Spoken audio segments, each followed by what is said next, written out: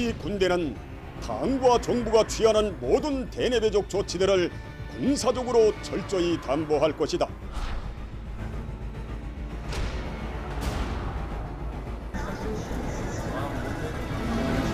상전이 강박하는 한미 실무그룹이라는 것을 덥석 받아물고 사사건건 동남관계의 모든 문제를 백악관에 숨겨바쳐올 것이다. 이번에 이동 본부장 방문하시는 게 한미 워킹그룹 재가동의 의미도 있는 것인지. 워킹그룹이라는 것은 한반도 관련 사항 전반을 논의하는 한미 간의 소통의 하나의 채널입니다.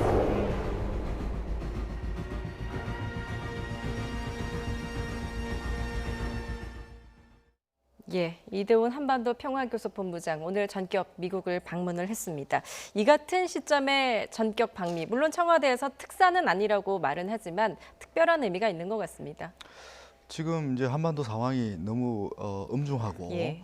어떤 식으로든 지금의 상황을 좀 공유할 필요성이 있었을 겁니다.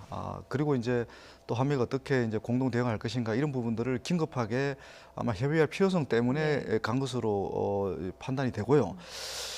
이제 결국 이제 핵심이 이 한미 워킹 그룹을 어떻게 이제 운영할 것인가. 네. 왜냐하면 이제 북한이 어떻게 보면 군사 행동과 관련해서 자신들이 이제 우리 정부를 비난하면서 가장 문제시하고 있는 핵심 이 쟁점 중에 하나가 이제 결국 한미 워킹 그룹이지 않습니까? 예. 그러니까 이 부분이 이제 그 북한도 아마 굉장히 주목할 겁니다. 사실 북한 입장에서 또 자신들이 이렇게 군사 행동을 하니까 우리 정부의 고위 간부가 다시 또 워싱턴을 달려가는 그런 모습들이 사실은 어떻게 보면 또 굉장히 불편하게 보일 겁니다. 예. 이 북한의 시각으로 봐서는. 근데 이제 이 문제들 어떤 식으로든 공론화하고 또 앞으로 어떻게 이 한미 워킹 그룹을 이제 운영할 것인가 이런 부분에 대한 이 공론화를 할까요? 이게 굉장히 중요합니다. 예. 이게 이제 남북 관계와 관련해서 어떻게 보면 이제 다들 이제 걸림돌이라고 지금 얘기를 하는 거 아닙니까? 근데 이제 이 한미 워킹 그룹이 2018년 11월 20일에 첫 회의를 열었어요. 네. 근데 이걸 만들 때는 사실 이제 남북 관계나 북미 관계가 그렇게 나쁜 때가 아니었습니다. 남북 간 정상회담이 이제 세 차례나 이루어지고 또 북미 정상회담도 이제 그 싱가포르에서 이제 1차 회담이 끝나고 이제 그러면서 한미 간에 좀 긴밀하게 뭔가 좀 조율할 필요성이 있겠다. 네. 그때 이걸 만들 때는 우리는 순기능을 기대했던 겁니다. 그래서 이제 그렇게 만들었는데 이게 이제 그 북미 간의 비핵화 협상이 잘 진행이 안 되면서 예. 이게 하나의 이제 남북 관계 개선을 가로막는 이제 핵심 걸림돌로 이제 작용을 한 건데요. 예. 이 한미 워킹 그룹을 한번 보면 정말 우리가 좀 생각할 부분들이 많습니다. 이 폼페오 장관이 이거 한미 워킹 그룹을 만들면서 목적을 명확하게 얘기했습니다. 이 기구는 한국과 미국이 조율된 목소리를 내기 위해서 그리고 또 한국과 미국이 조율된 행동을 하기 위해서 이걸 만든 기구다. 네. 그 얘기를 했습니다. 예. 근데 이제 이 의미가 뭔가 하면 비핵화와 남북 관계는 함께 가야 된다. 그러니까 남북 관계가 비핵화에 앞서가면 안 된다.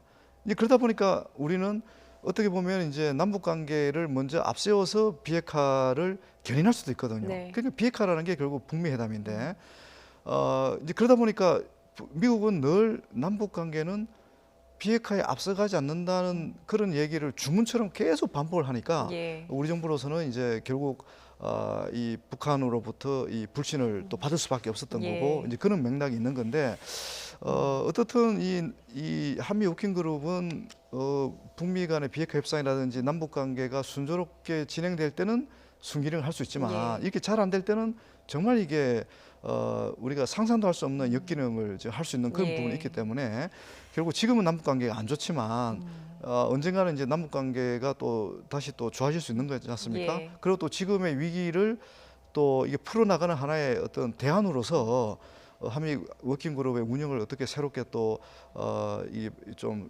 개선할 것인가? 또 이런 논의도 굉장히 중요한 그런 시점인 예. 것은 또 분명합니다. 한미 워킹그룹에 대한 북한의 불신은 이제 어제 김여정 제1부부장의 담화에도 담겨 있습니다. 김여정 부부장 어제 원색적인 비난을 이어가면서 남북 관계가 진전되지 못한 이유로 한미 워킹그룹을 들기도 했는데요. 이 부분은 좀 직접 들어보겠습니다.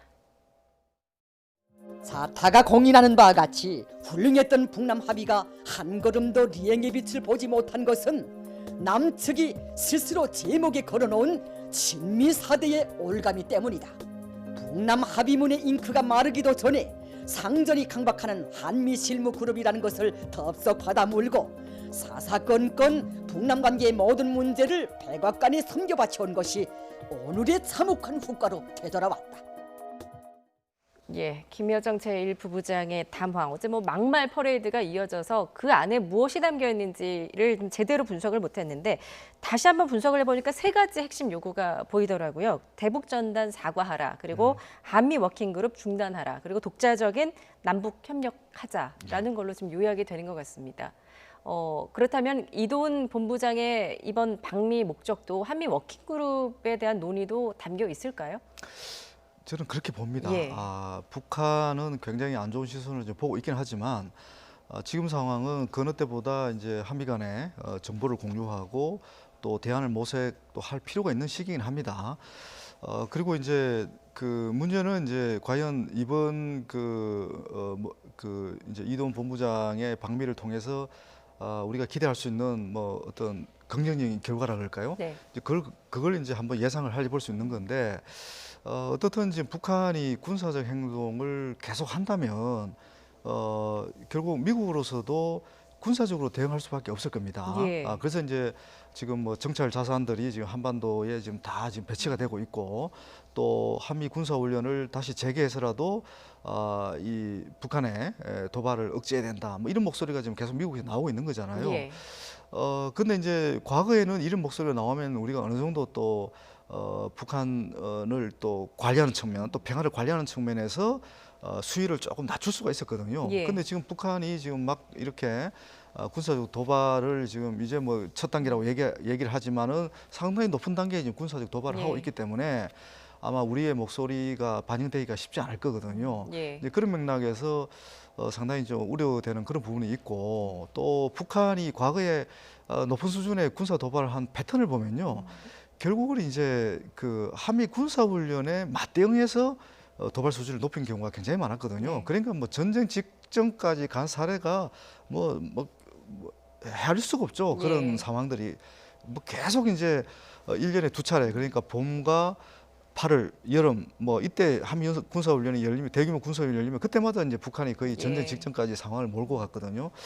그래서 이제 이런 방법이 과연 이제 북한의 도발을 근본적으로 이걸 제압할 수 있는 그런 방식인가 이런 고민을 해야 되는데 어떻든 이번 이동훈 본부장의 방문은 우선은 긴급하게 전개되고 있는 이제 한반도 상황에 대한 공유 예. 그리고 또 한미가 어떻게 이제 대응할 것인가 이런 걸 아마 논의하는 게 더 주목적일 것 같고요. 예. 또 잘 아시겠지만 지금 미국의 상황이 지금 굉장히 복잡하지 않습니까? 예. 당장 11월 미국 대선을 지금 앞두고 있기도 하고 또 코로나 상황도 지금 뭐 진정 기미가 전혀 없고 이런 상황에서 미국이 한반도 문제에 집중할 여력이 과연 있을까? 예. 저는 이제 그럴 여력이 없다고 지금 보는 겁니다. 이제 그럼에도 불구하고 어떤 식으로든 북한에 대해서는 명확한 또 신호는 보내야 되겠죠. 네. 북한의 어떤 도발을 어느 수준에서 이렇게 멈추게 만들 수 있는 그런 또 한미 간의 또 공조는 뭐 필요하다고 봅니다. 예. 필요하고 보는데 어떻든 이번 사태를 우리가 맞이하면서 이제 근본적으로 성찰할 부분들이 굉장히 많아졌는데 북한이 과거에 안 보이는 그런 여러 가지 지금 행태, 너무 예. 또 과격하고 어떻게 보면 이제 도를 넘는 이제 그런 행위들을 지금 계속하고 있지 않습니까? 이런 문제를 해결하기 위한 이런 문제를 이제 어떻게 하면 지혜롭게 또 풀 수 있을까? 이런 방법 관련해서도 이제 미국과 협의도 이제 이전과 다른 차원에서 또 협의가 필요한 시점이기도 합니다. 그렇군요. 지금 한미 양측은 이번 수석 대표 협의 이후에 별도의 그 입장 발표는 없다라는 입장입니다. 그냥 상황 관리에 주력하겠다라는 건데 이것도 이제 어떻게 보면 북한을 좀 자극하지 않기 위한 그 목적이 있어 보입니다. 그렇죠. 예, 예. 방금 제가 말씀드린 그런 맥락하고 예. 이제 이렇게 일치하는 부분인데요. 지금은 어떤 식의 공식 발표를 내놓아도 예. 북한을 자극할 가능성이 상당히 높은 상황이기 때문에 아무래도 조금 이렇게 한미가 좀 더 이렇게 좀 자제되고 신중한 접근을 할 가능성이 있어 보입니다. 예. 오늘 이도훈 본부장의 방미도 한미 워킹그룹이 좀 주요 의제가 될 것이다라는 분석을 해주셨는데 지금 남북 관계 악화의 불똥이 지금 한미 워킹그룹으로 튀고 있는 가운데 정세현 민주평화통일자문회의의 수석 부의장도 이렇게 분석을 했습니다. 듣고 오시죠. 2018년 9월 19일 날 군사분야 합의서가 평양에서 체결되고 그 내용이 발표되자마자 폼페이오 미 국무장관이 우리 강경화 장관에게 전화를 걸어서 상당히 불쾌하게 역정을 냈다. 이런 중요한 군사 문제를 왜 너희 마음대로 했는가. 그러더니 11월 중순에 한미 워킹그룹을 만들자. 라고 하니까 우리 외교부가 별 생각 없이 덜컥 그걸 받았죠. 나쁘지 않으니까. 라고 생각했어. 근데 그게 족쇄가 됐습니다. 한미 워킹그룹이라는 것이 2인 3각으로 우리의 행보를 묶는 그런 족쇄가 됐습니다. 예, 뭐 지금 여권 내부에서도 이 한미 워킹그룹에 대한 재점검 목소리가 굉장히 높은 상황입니다. 뭐 개성공단 재가동 문제라든지요, 뭐 금강산 관광 개별 그 관광 문제, 뭐 그리고 남북 철도 협력 이런 부분들이 뭐 다 한미 워킹그룹에서 사실상 제동이 걸렸다라고 볼 수 있을 것 같은데 이렇게 이제 북미 관계가 좀 교차하게 구속되지 않는 범위에서 남북이 이 한미 워킹그룹을 거치지 않고 독자적으로 할 수 있는 것들이 있을까요? 사실 이제 우리가 대북 제재 면제를 받아놓은 사업들이 꽤 많습니다. 예. 예를 들면 남북 철도 연결과 현대화 사업과 관련해서도 예를 들면 뭐 조사를 함께 할 수 있다든지 그리고 아주 초보적 단계의 북한과 협의 뭐 이런 거는 지금 가능하거든요. 예. 그리고 보건 의료 협력이라든지 예를 들면 이제 코로나 관련된 방역 물자 지원도 북한만 호응을 한다면 이전보다는 훨씬 수월하게 이 제재 면제를 받을 수 있고 이런 부분인데 사실 우리가 이제 제재 면제를 받을 때 이 제재 면제를 결정한 데 있어서 중요한 영향력을 행사하는 주체가 결국 미국입니다. 예. 이제 그러다 보니까 미국과 협의가 이제 예. 필요가 한 거죠. 북한은 이제 만족하지 않을지 몰라도 어떻든 굉장히 많은 합의들을 합의를 이행할 수 있는 어떤 사업들 관련해서 제재 면제를 받아놓은 것들이 적지 않습니다. 예. 뭐 산림 협력도 포함되어 있고요. 그런데 이제 아무래도 북한 입장에 봤을 때는 남북 정상회담이나 합의라는 그 큰 틀의 취지 또 큰 틀의 어떤 남북 협력 사업들에 비교하면 이런 부분들이 굉장히 좀 미미하게 느껴졌을 거로 저도 보입니다. 이제 그럼에도 불구하고 만약에 이제 우리는 제재 면제 받은 사업 위주로 우선은 협력을 진행하고 그러면서 또 단계적으로 미국과 협의를 해서 또 유엔 제재 면제를 받을 수 있는 그런 여지는 굉장히 많았거든요. 예. 근데 문제는 이제 북한이 초기 단계부터 호응을 전혀 안 하다 보니까 이 제재 면제를 받아놓은 사업들도 제대로 이제 추진할 수가 없었던 거거든요. 예. 근데 이 부분은 북한이 저는 실책을 했다고 보는 겁니다. 결국은 낮은 단계지만 우선 실행 가능한 사업부터 추진했다면 그러면서 서로 남북 간의 이제 신뢰를 높이고 또 그런 신뢰가 높아지는 과정들이 또 북미 간의 또 비핵화 협상에도 긍정 영향을 줄 수 있는 거거든요. 그게 이제 미국의 입장을 좀 변화시키는데 또 긍정적인 영향을 할 요소들이 또 있었습니다. 예. 근데 북한이 아예 호응을 안 하니까 우리 정부가 나름대로 노력해서 받아놓은 이 제재 면제 사업들도 이제 추진할 수 없게 되면서 이제 악순환이 지금 이제 거듭이 돼 왔고 이런 이제 최악의 상황까지 우리가 이제 직면하게 된 그런 어떤 배경이 있습니다. 그렇군요. 자, 이도훈 본부장이 이번 방미에서 스티븐 비건 미 국무부 부장관과 좀 어떤 심도 깊은 논의를 할지 좀 지켜보도록 하겠습니다. 조금 주제를 바꿔서요. 김현철 통일부 장관의 사의를 표명한 것과 관련해서 아직 사표 수리가 안 됐습니다. 지금 고심이 깊어지고 있는 것 같은데요. 어떤 좀 이유가 있다고 보십니까? 뭐 그 부분은 저도 뭐 자신 있게 얘기할 수 있는 부분은 예. 아닌데요. 일단 지금 많은 그렇게 예를 들면 이제 집권 여당에서 나오는 목소리는 외교 안보 라인에 어떤 전면적인 쇄신이 필요하다.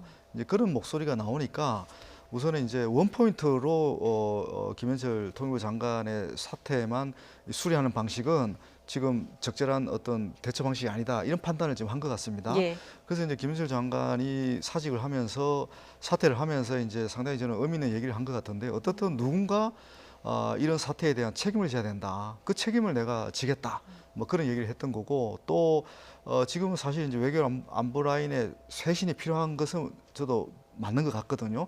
그러니까 쇄신을 시작하는 어떤 출발점으로서 본인이 사퇴를 하는 게 또 맞겠다. 뭐 이런 판단을 한 거거든요. 예. 그러니까 이제 지금은 당장 이 사퇴를 수리하는 게 문제가 아니고 당장 이게 우리가 지금 전혀 경험하지 못한 새로운 위기에 봉착해 있기 때문에 예. 이 위기를 어떻게 정말 좀 그 지혜롭게 해결할 수 있을 것인지 좀 종합적이고 이제 전략적인 접근을 해야 되거든요. 예. 그런 또 큰 그림에서 어느 정도는 큰 그림을 그리고 또 어느 정도 중장기 계획도 고려한 인사를 지금 해야 되지 급하게 지금 인사를 해서 지금 위기를 극복하기에는 조금 이게 오히려 또 다른 실책이 될 수 있는 그런 측면도 있거든요. 예. 이제 그런 맥락에서 조금 신중하게 지금 이렇게 그 외교부 라인을 쇄신하는 그런 어떤 그 노력들을 지금 하고 있는 게 아닌가 그렇게 예. 판단이 그래서 됩니다. 일각에서는 지금 이제 정의용 국가안보실장과 그 서훈 국정원장의 교체도 지금 이야기가 나오고 있는 것 같습니다. 지금 이렇게 남북 관계가 경색된 시점에서 외교 안보 라인을 전면 쇄신하는 게 더 도움이 될 거라고 보십니까? 이게 이제 어떻든 지금 상황은 외교 안보 라인이 책임을 져야 되는 상황인 건 맞습니다. 예. 지금 남북 관계가 사실상 뭐 파탄 났다고 일단 봐도 될 것 같고요. 그리고 이게 끝이 아니고 북한이 계속 지금 추가적인 도발을 예고하고 있고 또 그러면서 이제 북한이 또 우리 정부에게 요구하고 있는 사항들 이런 것들을 해결하기 위해서는 정말 이게 그 쇄신이 필요합니다. 근데 이게 이제 전면적인 인적 쇄신으로 해결할 수 있는 건지 네. 또 부분적인 쇄신을 해결할 수 있는 건지 이 부분은 좀 더 전략적인 판단이 필요할 것 같고요. 중요한 부분은 이제 과거에도 그랬지만 결국은 인적 쇄신을 통해서 새로운 변화를 또 예고하고 또 새로운 결의를 다지고 또 새로운 계기를 만드는 어떤 하나의 어떤 촉매제로서 기능할 수 있는 그런 측면에서는 적절한 또 인적 쇄신이 필요할 수도 있을 것으로 저는 생각을 합니다. 예. 자, 이번에 좀 미국 이야기를 해보겠습니다. 조금 전에 이제 미국 조야에서도 강경한 목소리가 나온다라고 말씀해 주셨는데 오늘 트럼프 대통령이 이제 북한에 대한 경제 제재를 1년 더 연장을 했습니다. 물론 이게 이제 연례적으로 연장을 해왔던 일이기는 하지만 지금 이렇게 이제 북한이 도발을 이어가고 있는 이 상황에서 어떤 트럼프 대통령의 간접적인 경고라고도 볼 수 있지 않을까요? 예, 그렇게도 볼 수 예. 있겠죠. 지금 트럼프 대통령이 사실상 이제 대선을 앞두고 있지만 이 한반도 변수가 조금이라도 자신한테 불리하게 작용하기를 원하지 않겠죠. 그러면서 이제 북한한테 경고를 해왔던 것이 레드라인을 넘지 마라. 뭐 예를 들면 핵실험이라든지 또는 ICBM 발사라든지 이런 부분은 이제 북한이 기존의 어떤 유해 선언, 그러니까 모라토리엄 선언을 준수해주기를 여전히 바라고 있죠. 그리고 이제 지금의 남북 간의 긴장이 또 이게 이제 이게 이제 과도하게 악순환이 되면 네. 결국 레드라인을 넘을 수 있는 단계까지도 갈 수 있기 때문에 트럼프 대통령으로서도 이게 신경이 쓰이는 부분이라고도 이제 할 수 있을 겁니다. 예. 근데 이제 제재 부분은 트럼프 대통령이 반복해서 늘 얘기했지만 자기는 김정은 위원장하고 좋은 친분 관계는 유지하겠지만 제재는 완화할 생각이 없다. 뭐 그런 식으로 계속 얘기를 해봤거든요. 예. 이제 그러다 보니까 북한도 특히 이제 김정은 위원장도 더 이상 우리가 제재를 기대하지 않는다. 북한하고는 아니 미국하고는 어차피 이게 쉽게 이게 협상이 타결될 조짐이 없기 때문에 예. 우리는 미국과의 대결을 장기전으로 준비하겠다. 그래서 지금 당장은 미국과의 관계 개선에도 사실은 관심이 없다.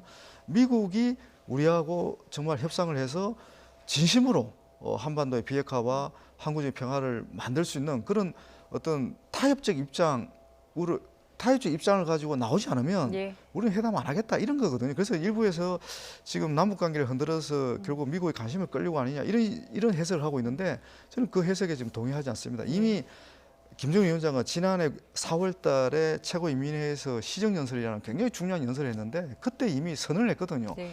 제재 완화가 우리 인민생활 향상을 위해서 중요하지만 미국의 입장 변화, 미국이 나오고 있는 계산법을 우리가 따라갈 수는 없다. 그러니까 제재 완화를 기대하지 않는다. 그리고 미국의 대북 적대시 정책에 변화가 없으면 우리는 비핵화 협상 응하지 않겠다. 예. 그런 선언을 했거든요. 그게 일관성 있게 지금까지 유지되고 있기 때문에 미국의 태도 변화가 없는 한 북한은 어떤 뭐 남북 관계를 흔들어서 미국의 관심을 이끌어서 미국이 좀 더 타협적인 자세로 나오도록 견인하려고 있는 목표를 갖고 있다. 그 해석은 제가 볼 때는 적절하지 않은 해석이다 이렇게 봅니다. 예, 지금 미국 조야 일각에서도 강경론이 고개를 드는 분위기인데요. 북한을 군사적으로 압박할 필요가 있다면서 한미연합훈련 재개 주장도 나오고 있습니다. 발언 직접 듣고 오시죠. And so we would be seeking ways to increase pressure with the military instrument, but it has to be done in conjunction with regaining traction for diplomatic engagement, whether it's North-South engagement or whether it's U.S.-North Korea engagement. 예, 지금 미국의 분위기를 보면은 아까 이제 조금 전에 분석해 주셨듯이 실제 한미연합훈련 그 재개 가능성도 사실 현실화가 될 것 같습니다. 사실 한미연합훈련은 북한에 가장 민감하게 지금 반응하는 것 아니겠습니까? 그 이제 미국의 반응은 정말 어떻게 보면 이제 오랫동안 이 한반도 문제를 연구한 사람을 봤을 때는 참 너무 이제 어떻게 보면 구태의연한 또 대응 방식입니다. 예. 북한이 또 도발을 하면 또 강력한 어떤 그 군사력 억제력을 동원하는 방식, 그러니까 뭐 전략 무기, 북한이 가장 민감해하는 그런 전략 무기를 한반도에 배치시켜서 또 이 북한의 어떤 경고를 하는 그런 방식이 또 이제 재현될 가능성이 있는데요. 저희들이 이제 우려하는 것은 결국 이런 방식은 북한의 또 다른 초강경 대응을 또 유발하게 되는 거죠. 예. 그러니까 이런 방식, 미국이 이런 방식으로 접근했을 때 북한이 굴복을 한다든지, 뭐 어떻게 보면 좀 겁을 먹는다든지 이런 적은 제가 볼 땐 거의 없었던 것 같습니다. 예. 더 뭐 또 최근에 북한은 신형 무기를 계속 만들어놨고요.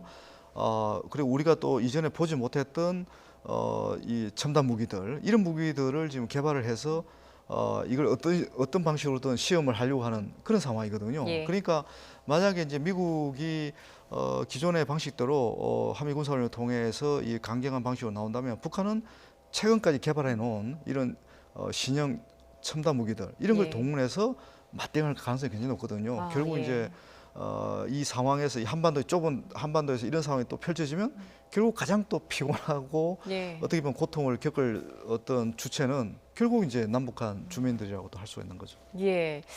북한이 뭐 실제 ICBM이나 이런 실제적인 군사 도발을 할 가능성도 물론 그러니까 한미가 이렇게 군사적으로 압박을 가한다면 그렇게 실제 도발할 가능성이 굉장히 현재로서 높다라고 보시는 건가요? 상당히 높죠. 예. 지금 어떻게 보면 이제 우리가 남북 그 연락사무소 파괴하는 과정에서도 우리가 생생하게 지금 지켜봤지만은 예.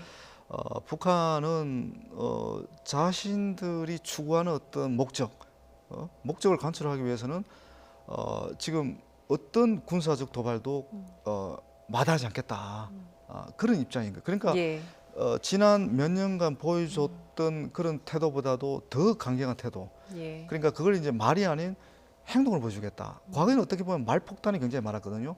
이제는 말폭탄이 아니라 실제로 폭발시키겠다. 예. 뭐 그런 자세를 보이고 있는 거예요. 근데 이 부분에서 우리가 이제 다시 강조하지만 우리가 어떻게 대응하느냐, 또 미국이 어떻게 대응하느냐, 철저히 그게 그 대응 수준과 그 내용에 따라서 자기들도 강도와 시점을 결정하겠다. 예. 그런 지금 입장을 지금 계속 반복해서 보여주고 있는 것이죠.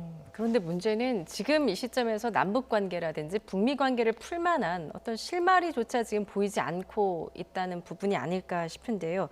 미국의 역할과 관련해서 또 오늘 주목할 만한 폭로가 하나 나왔는데 볼턴의 폭로가 지금 미국에서 주요 이슈가 되고 있습니다. 그런데 비핵화 협상과 관련해서 트럼프 대통령이 싱가포르에서 열린 북미 정상회담에서조차 비핵화에 별 관심이 없었다라는 폭로가 나오고 있거든요. 이게 사실이라면 사실 미국 입장에서 지금 비핵화 협상에 나설 가능성은 굉장히 낮다라고 볼 수 있을 것 같은데요. 예, 저도 이제 그 부분을 봤는데요. 예. 사실 저는 예전에 볼턴이 이런 이제 자서전을 공개하기 전에 저는 이제 북미 회담을 지켜보면서 그럴 소지가 굉장히 많다고 느낀 연구자 중에 한 사람이었습니다. 그러니까 트럼프 대통령의 성향 자체가 어떻게 보면 이제 정치적, 치적, 자기 실적을 쌓는데 더 관심이 있었고 이걸 이제 하나의 이벤트로 이제 활용했던 거죠. 자기가 좀 더 세계 언론의 주목을 받고 또 국내 정치적 어떤 자신을 좀 더 과시할 수 있는 그런 성과로서만 활용했다는 거죠. 그런데 이 부분을 북한이 이미 간파를 한 겁니다. 그 이번에 볼턴이 이 공개한 내용은 북한이 판단하고 평가했던 내용을 이 평가했던 내용이 맞다는 것을 재확인해 주는 거거든요. 그러니까 이제 북한으로서는 더 비핵화 협상에 관심이 없는 거고 결국 이제 미국 대선 결과를 지켜볼 수밖에 없고 만약에 트럼프 대통령이 재선이 돼도 미국의 태도 변화가 있지 않는 한, 그러니까 진정성을 가지고 핵 문제를 해결하겠다. 그래서 한반도의 항구적인 평화 체제를 구축하겠다. 그런 진정성을 트럼프 대통령이 보여주지 않는 한 북한이 비핵화 협상에 응할 가능성은 매우 낮다. 이렇게 이제 볼 수 있는 것이죠. 그렇지만 트럼프 대통령도 이번 문제를 남북 간의 문제다라면서 이제 먼 나라의 문제다라면서 지금 좀 회피하고 있는 상황 아닙니까? 물론 국내 정치적인 입지가 좀 그렇다 치더라도요. 앞으로 미국 대선까지 변수가 있다면 남북 관계 그리고 북미 관계 변수가 있다면 좀 어떤 것들이 있을 거라고 보십니까? 제가 지금 제일 우려하는 것은 이제 앞서도 미국의 이제 전직 군 사령관들이라든지 정치인들이 계속 얘기하듯이 상당히 이제 높은 수준의 또 한미 군사훈련 그래서 이제 북한을 제압하겠다고 해서 고강도의 이제 군사훈련을 한다면 북한이 거기에 이제 맞대응할 가능성이 크고 그러면서 크고 작은 군사적 충돌이 만약에 일어난다면 이게 굉장히 중요한 또 변수가 될 것입니다. 사실 이제 이게 한반도에서 우리의 의지와 이런 거 전혀 무관하게 또 다른 이제 이 군사적 긴장과 또 충돌이 일어날 수 있는데 이 부분을 우리가 어떻게 관리하느냐가 굉장히 중요한 과제입니다. 그래서 이제 사실은 이 군사적 충돌에 지금 하나의 불씨가 될 수 있는 것이 저는 이 전단지 문제라고 보는 거거든요. 전단지가 갖는 뭐 여러 가지 찬반 의견이 있는데 어떤 식으로든 북한을 이 자극을 해서 군사 행동을 지금 만들어가는 하나의 중요한 요소로 작용하고 있는 건 분명하거든요. 그런데 이게 이제 또 북한과 미국 간의 군사적 충돌의 도화선도 될 수가 있는 거거든요. 그런 맥락에서 지금 평화를 관리하는 게 우리한테 굉장히 절실한 과제고 이 평화를 제대로 관리할 수 있는 외교랑 안보 라인의 어떤 재정비 이런 것들이 이제 국민들이 원하는 어떤 여론 아닐까 저는 그렇게 이제 생각하는 것이죠. 알겠습니다. 어떤 식으로든 북한을 자극할 만한 뭐 대북 전단 살포 문제는 좀 자제돼야 한다라는 말씀까지 들어봤습니다. 지금까지 이물출 경남대 극동문제연구소 교수와 함께 분석해봤습니다. 오늘 말씀 잘 들었습니다. 네, 감사합니다.